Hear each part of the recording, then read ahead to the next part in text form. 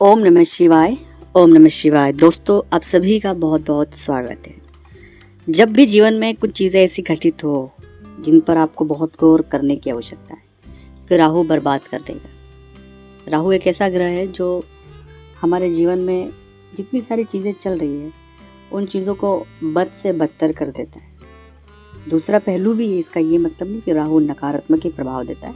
राहु बहुत अच्छे प्रभाव भी देता है, लेकिन बहुत अच्छे प्रभाव बहुत रेयर केस में देता है।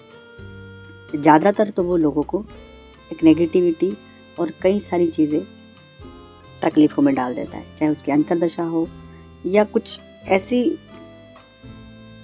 कुंडली में सिचुएशनें बन जाती है जिस वजह से परेशान करता है।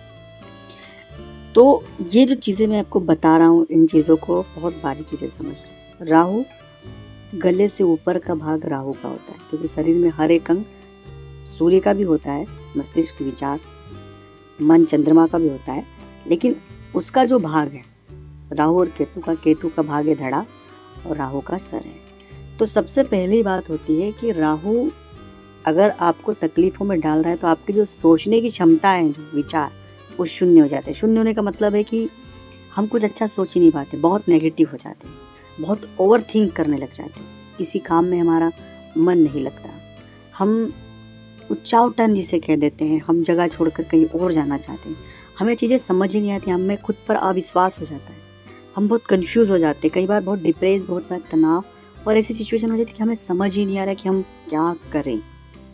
यही राहु है, और राहु को सिर्फ वही लोग समझ सकते हैं जिन्होंने इन सिचुएशन को फेस किया है, वो चाहे कितने पढ़े लिखे हो, बुद्धिजीवी हो, लेकिन इस सिचुएशन में व्यक्ति के साथ कई सारी चीज़ें होती हैं।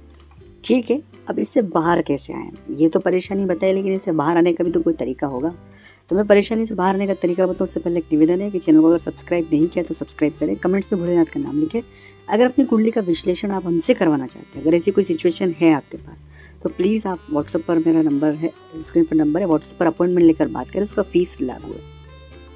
अगर ऐसी सिचुएशन होती है तो सबसे पहला और ब्रह्मास्त्र जो है गुरु मंत्र, और दूसरा है कि जितना हो सके खुद को सकारात्मक रखें और शिव की शरणागत चले जाए। ओम नमः शिवाय।